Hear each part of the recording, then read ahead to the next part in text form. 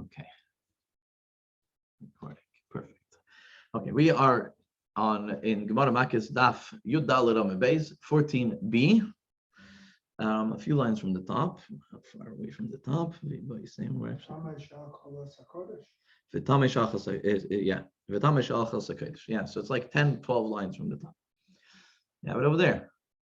You have it? Yeah. Okay, so this is a quote from the Mishnah, right? The Mishnah gave us a bunch of different transgressions where someone gets lashes, right? The Gemara is here going to talk about lashes, but really it's going to go into the idea of kares, really, this Gemara over here. But the Mishnah says that tamei, someone that's tamei. So what's someone that's tamei? There's many ways a person can become tamei, right? He went to a funeral, went to a cemetery, it's tamei. He went into he touched a creepy crawly, he became tamei, right? There's many different ways that a person could become tamei. Now, when someone is tamei, until he's tahar, he can't eat sanctified food, right? Or carbon or something that's kodesh, that's consecrated, that's holy, right? So a tamei that goes and eats that, so he gets lashes. Now, obviously, as we talked about, it's not that if he did it by mistake, if he did it on purpose, someone came and told him, "Don't eat it. You're tamei, and that's consecrated food. Don't eat it." He says, "I don't care," right, or something like that. Then he could get lashes for it. The Mishnah over there, by the way, continues and talks also about someone that comes into the Beis Hamikdash while tamei. Right. Also, such a person will get lashes, will get malchus. So that's like the category that the Mishnah is talking about over there, and the Gemara discusses this. It says, "Where's the source of this?"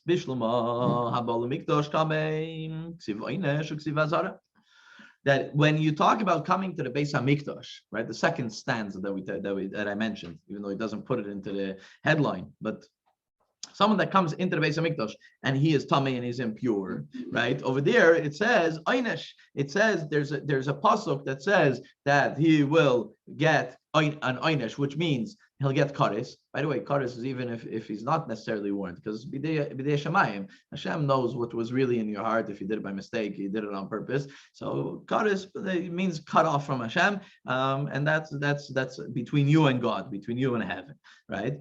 So, but it mentions kares, and then uksiv azhara, and it also gives you an azhara. Azhara means like a warning. I don't know how he translates it over there in the English, but azhara is like a warning, right? What's the warning? The warning is that someone warns you, don't do it because it's a lav. You're not allowed to do it, and if you do it, the azhara gives you a punishment. What's the punishment? Malchus. Right, Malchus is lashes, and that's what the Gemara we're talking about over here, right? So by the case of someone coming to the Beis Hamikdash while impure, there's two statements there. There's a statement of einish, which is kares, and then a statement of azara, which is malchus. And the Gemara explains it. Einish, where do we know einish? And by the way, in continuation from last class, even though it was a while ago, but the whole point over here in the Gemara, a very powerful point here in the Gemara, is that everything's based on a pasuk. You can't just come and say, I feel I'm Reish Lakish, and I feel that you should get lashes if you do X. No, what do you feel? What's your proof for the pasuk? It has to be based on a pasuk. It has to be based on a pasuk, or one of the ways that we learn something out of a pasuk, which we're going to see in a moment, right? So how do you know that they get kares? Because the pasuk says, it's Mishkan Hashem Timei, V'nichrisa. The pasuk says, V'nichrisa, kares. If you go into a holy place while tamei, what does it say? Es Mishkan Hashem Timei. You made a tamei, so now you get kares. Azhara, where do we have the Azhara? So there's another pasuk, also in Bamidbar, that says, V'leitamos machaneim, that it's a warning. Don't make your machane. Your machane means your encampment. Don't make it tamei, right? So there's two places. One is to tell us about kodesh. The other one is to tell us about malchus, about lashes. Hello. So now we know about someone that comes to the Beis Hamikdash tamei. But what don't we know about tamei shachal sakodesh, an impure person who ate consecrated food, kodesh? So how do we know that such a person gets lashes, that he gets malchus? We know that he gets kares. Why? Because it says, someone eats it when he is tamei, he gets kares from the word kares, right? fine. But the lav, the warning in order to get kares, where do we have that? We don't have that. We don't have another pasuk that says that. So how do we know that he gets kares? Sorry, that he gets malchus. And our Mishnah tells us that he does get malchus. Tamei shachas, okay, just gets malchus. Where does our Mishnah take this from? So the Gemara brings two opinions, and the Gemara, and this is basically the Gemara that we're going to be learning today, the opinion of Reish Lakish and Rabbi Yechanan, right? You know, Reish Lakish and Rabbi Yechanan, they were brother-in-laws, and this is my problem here, because they were brother-in-laws, but Rabbi Yechanan was a teacher of Reish Lakish, no? Yeah, but they always argued throughout the Gemara. Argued, but still Rabbi Yechanan was his teacher, and therefore, oh, you're saying that he should be able to learn the he didn't accept it. I hear what you're saying, but Yochanan didn't mention it. He didn't use this Gzeira Shava. Only Resh Lakish, I think. Who said that's Gzeira? Rabbi Yochanan uses it, and Reish Lakish says, "I didn't hear it from Rabbi from my teachers." But he didn't hear it from Rabbi Yochanan. Rabbi Yochanan maybe said it somewhere else. He didn't hear it from him, right? Maybe he didn't want to hear it. We'll see. Right? Yeah, could be. Yeah, but Rabbi Yechanan was also a very close bar plugta, like not just a teacher. He was a good friend and a confidant, and they used to argue all the time. Reish Lakish had other teachers, right? I don't know. I mean, I don't know. Anyways, good point. But so Reish Lakish, Rabbi Yechanan learned this from two separate places, right? So again, what are we trying to figure out? We're trying to figure out based on what pasuk does someone who eats kodesh while being tamei, that he gets malchus, he gets lashes. So Reish Lakish says that it says in the pasuk b'chol kodesh leisiga. That we're going to learn in the Gemara later, because siga means to touch. So we're going to learn later how he means touch means eat in this case. So Reish Lakish says that the pasuk says b'chol kodesh leisiga. So therefore, if so, and that's like a warning, don't. Right? Don't. And if you do eat it, so then you get lashes, you get malchus. Rabbi Yechanan, he learns differently, and he says Tani Bardala, by the way. So maybe that's why. He learned from Bardala. Reish Lakish didn't learn from Bardala. Bardala was a sage, right? There was a teacher. So he learned from Bardala that Asya Tumasi, that he learned a Gzeira Shava. You know what a Gzeira Shava is, right? That if you have the same word in two different psukim, so the halachas that apply by that word in one pasuk will be also applicable in the other place. So it says Tumasa in two different places, and in one place we know that there is an isser of there's an isser, and therefore there's a punishment of lashes. So it goes also to the other place that there's lashes. So that's weird. Rabbi Yochanan comes to the conclusion that someone who eats kodesh while being tamei, Tumasa Yalav, so not only Vinichrisa, which the pasuk does say, also gets lashes. It has to be a tradition, an established tradition. Okay. That the Gemara is going to mention in a moment, right?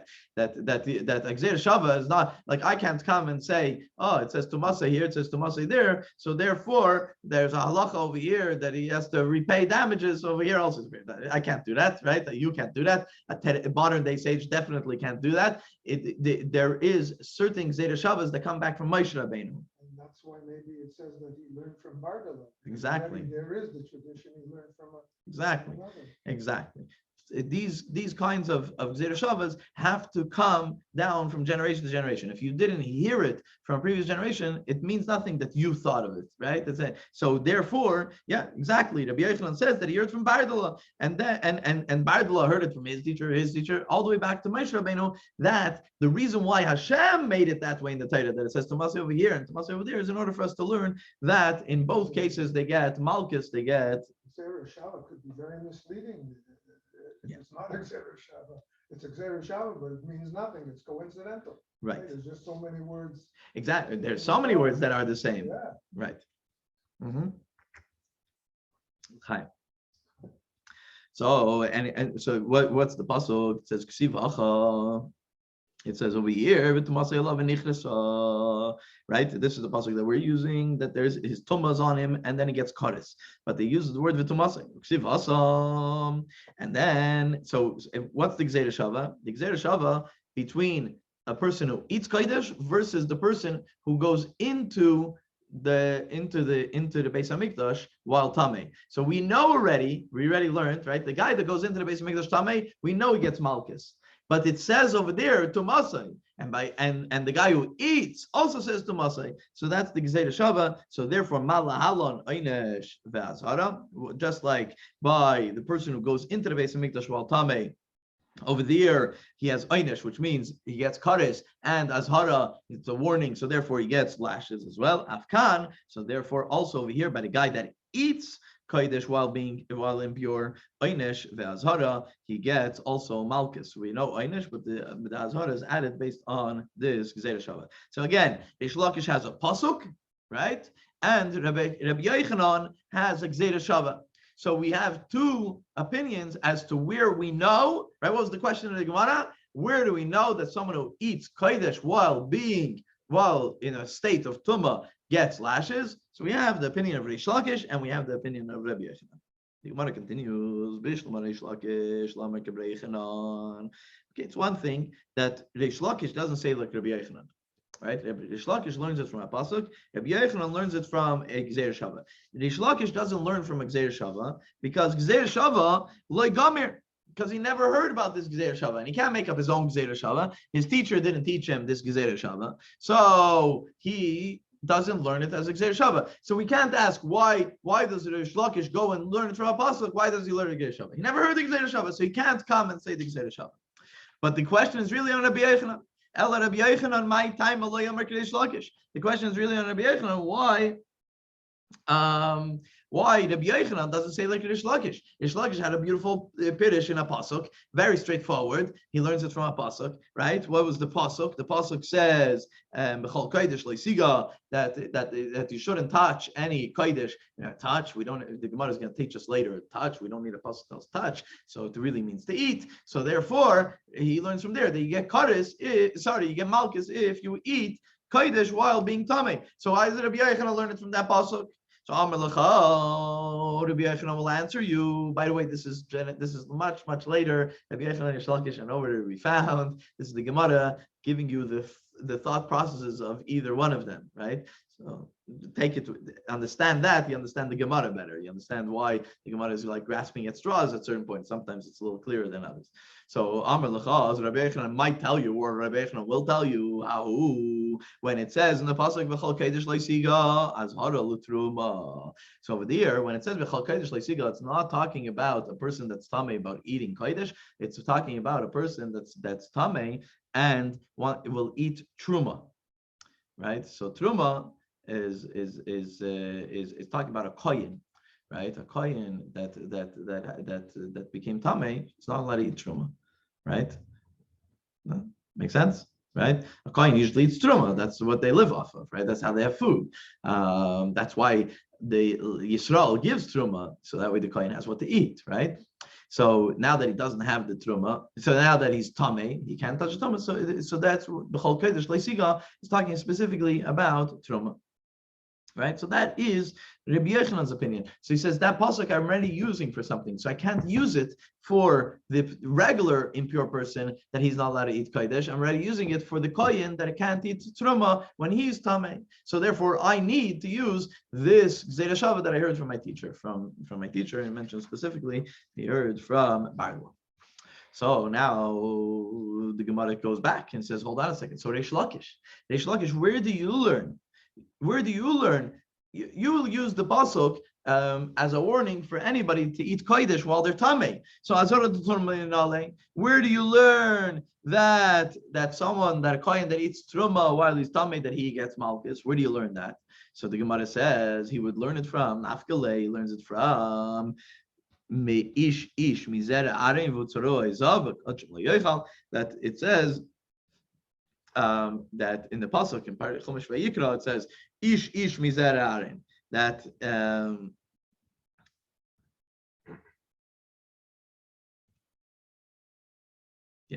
the pasuk says that ish, which means any children of Aaron. By the way, the daughters of a kohen also eat truma, right? Until they get married and will leave the house, how are they going to eat? So everything in the house is truma, but they have to be careful when they're tamei.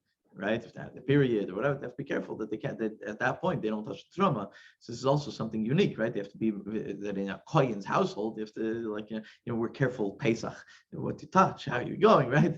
A kohen is always careful in his house because make sure it's not tamei. That's why they excavated down Yerushalayim and they found that from 1,000 years, 2,000 years ago, these houses they don't have the full houses, but they have partial houses. Most of them had mikvahs inside. Everybody was trying to make sure they're always tar. They live in Yerushalayim. Right? You have to go to the base of Mikdash. I need to be tar. I needed truma for the kohen. I need to be tar. Right. So it was a big part of their day-to-day life, making sure that they were tar. So they even had a mikveh. Many had a mikveh in their own house. So the pasuk says ish ish mizer Aaron, which means ish ish any person in the household. So it includes everybody, right? When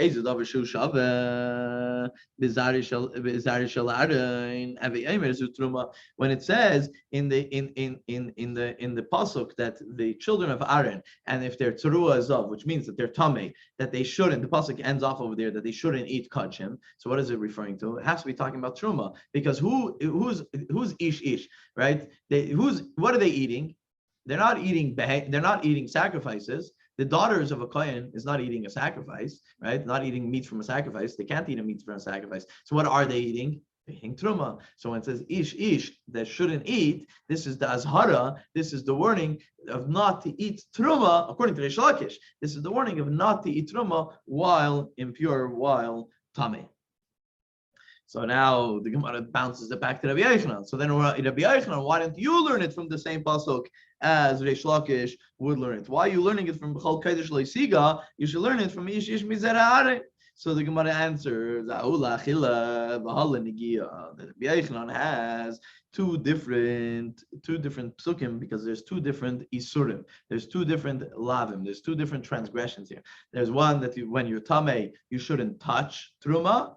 And that's b'chol kodesh leisiga according to Rabbi Yochanan, and when it says ish ish mizer ha'arei, so that is referring to eating two different lavim, and that is the difference between the two psukim, and that's why Rabbi Yochanan needs both of these psukim. So the Gemara bounces it back. V'reish lakish hay b'chol kodesh leisiga lahachi udasa haumi boile l'tamish naga b'kodesh. So he's saying, Reish Lakish, when you say, remember I told you we're going to get to this. It's the pasuk says, B'chol kodesh leisiga. The pasuk says that someone that's tamei should not touch something that's consecrated, something that's holy. Reish Lakish learns that it means eating, right? Touching as in, putting it into your mouth and you're going to eat it. Because touching. So if you touch it, then it becomes tamei. Right. Nobody else can eat it. The question is, do you get malchus for touching it or not? That's what we're discussing, right? Yeah, you're right. Sure, don't touch it. You touch it, you would destroy it, right? But you invalidate it. It becomes a massive problem. But do you get malchus for just touching it? Or do you have to actually eat it in order to get malchus? Reish Lakish seems to say that you need to eat it in order to get malchus. Rabbi Yochanan says, no, I have two pesukim. One is for touching it and one is for eating it. So the Gemara says, but the Gemara says, Reish Lakish, hold on a second. Don't we need b'chol kodesh leisiga for someone who touches it? Like, why are you saying that it's for someone that eats? We need that pasuk for someone who touches it. The itmar, because we learned that there was a discussion in the base medrash. We know that Reish Lakish says, we have it's a brayso that says that Reish Lakish says that a tamei. Right? We until now we were under the impression that Rabbi Yochanan says that if you touch it, you get malchus, and Reish Lakish says no, only if you eat it. But we have a statement that Reish Lakish says that he does get malchus, and Rabbi Yochanan says ain't like it, and Rabbi Yochanan is the one who says that he doesn't get malchus. But as Zev mentioned, and very important, he parcels it. He destroys. Now you can't eat it, but he doesn't necessarily get malchus, right? So and they explain the argument Reish Lakish because it says in the pasuk b'chol kodesh leisiga, and Rabbi Yochanan ain't like because that warning is for truma and not for just regular kodesh.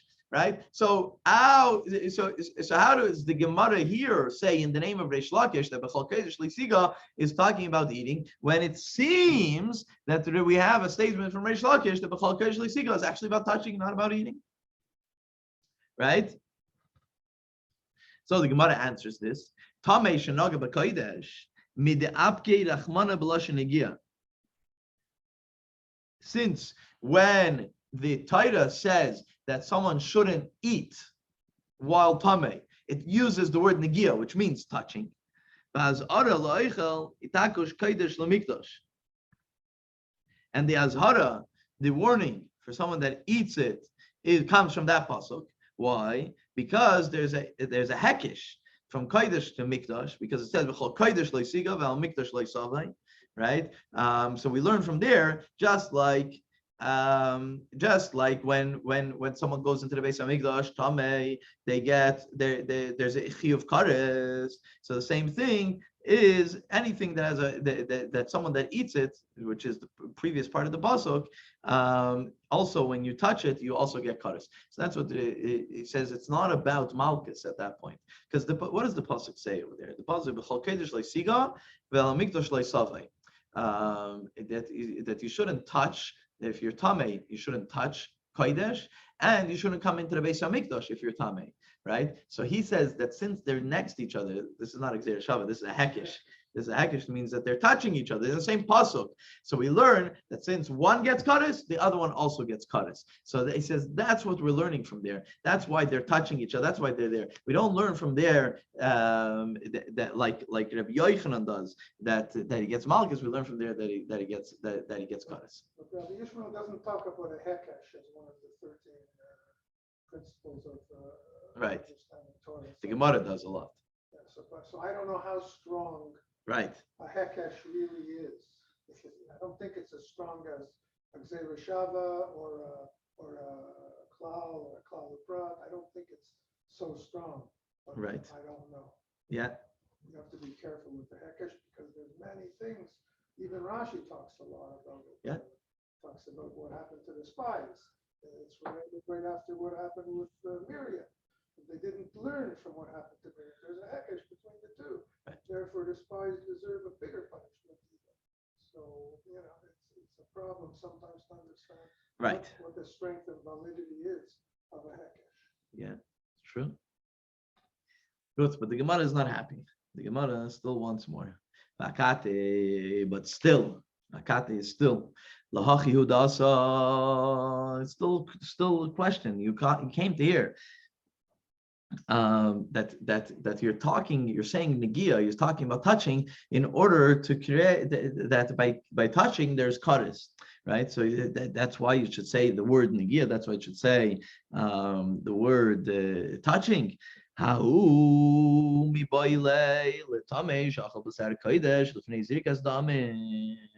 We need the idea that it talks about touching. We need it. We need that pasuk. Why? Because we learn from that pasuk that tamei, someone that's tamei that ate consecrated meat before zrika. So zrika is a process of bringing a karban, which is the process of spritzing the blood onto the side of the mizbeach. Right. So if you look at the details of making a karban, it says, they spritz it onto the side of the mizbeach, etc. Right. So zrika is a common thing that needs to be done, and you can't eat it. The karban is not done yet until zrika happens. So if someone before he's tamei, and before he is tamei, and before they even had a chance to spritz the blood, he went and ate it. So we learned the itmar. We learned that Reish Lakish says that he does get malchus even though they didn't spritz the blood yet, and Rabbi Yochanan says no. Reish Lakish because of chol kodesh l'siga. So we have this idea of the chol kodesh l'siga that's coming to tell us that he gets malchus because he ate it even if it was before the spritching of the blood. What, right? It says don't touch it. So it doesn't matter if they spritch the blood or not. And Rabbi Yechon says, ain't it like a why? That in the pasuk where it says Tumasai that he learns his Gzeira Shava from, it's only referring to something after Zrika, after spritching the blood. So therefore, it only applies after Zrika, after spritching the blood. And that's why if you ate it before, someone that's Tameh and ate it before the spritching of the blood, it doesn't get malchus, and that's the idea. So now we have a problem over here. What's the problem over here? That the Rish Lakish uses the word negia, loy siga, don't touch. He uses it in order to tell you that you get malchus even before Zrika. So what are you learning from this pasuk? Make up your mind. How much are you going to learn from one pasuk, right? So the Gemara answers, he says, learns it from a different part of the pasuk. He learns it from the beginning of the pasuk. What does the pasuk say? Bechol, in all kodesh. Oh, in all kodesh, even if you didn't do Zrika, right? Even if you didn't spritch it, even if you didn't finalize it. Bechol kodesh. So he's not learning it from Laisiga, he's learning it from the word Bechol. And that is the way Rish Lakish learns it. So now we have a basic understanding of Rish Lakish's opinion and Rabbi Yechon's opinion, all in the issue of Tamei She'achal HaKodesh, that a person that's Tamei, that ate Kodesh, right? Tamei She'achal HaKodesh, that he gets Malchus. Again, Rish Lakish learns it from Bechal Kodesh Leisiga, and Rabbi Yechonon learns it from a Gzeira Shava of Tumasai. So the Gemara says, Tani Kavasei, the Rish Lakish, we even have a Braisa that says this similar to the opinion of Rish Lakish. It says in the pasuk, the Braisa says, that the Braisa says, the pasuk says that you shouldn't touch any kodesh. As hara la'eichel. This pasuk is not talking about touching. The Braisa says it's a warning not to eat, right? The Braisa continues, it says, okay, we made a statement that it's for eating. Maybe it's not just for eating. Maybe it's also for touching, right? So the Gemara, the Braisa answers, Talmud Makish kodesh lamikdash. There's a hekish of kodesh and mikdash. Ma mikdash davar sheyesh bein netilas neshama. That just like when it comes to going into the Beis Hamikdash, you get kares if you go into the Beis Hamikdash with impure. So therefore, Bechol Kodesh Leisiga has to be talking about something that there is kares. Touching doesn't have kares. So therefore, it has to be talking about Afkol Davar Sheyesh Ben Netilas Neshama, something that has kares. V'ibin Agia. Do you have kares by touching? You don't have kares by touching. Ella b'achila. So therefore, it has to be referring to achila. It has to be referring to eating. So again, we have the opinion of Rish Lakish. We have the opinion of Yechanan, and then the Gemara in the end comes and says, we have a Braisa that also says the opinion of Rish Lakish. It gives strength to the opinion of Rish Lakish that he learns it from that pasuk. And with that, we're going to pause for today. With Hashem, we're going to continue the last line on page 14b next week.